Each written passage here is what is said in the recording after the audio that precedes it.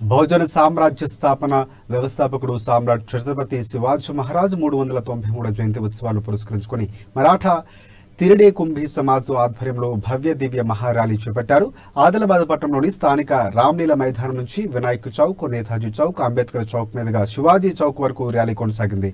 అంతకుముందు శ్రీరామచంద్ర గోపాలకృష్ణ మఠాధిపతి యోగానంద సరస్వతి ముఖ్య అతిథిగా విచ్చేసి ర్యాలీని ప్రారంభించారు.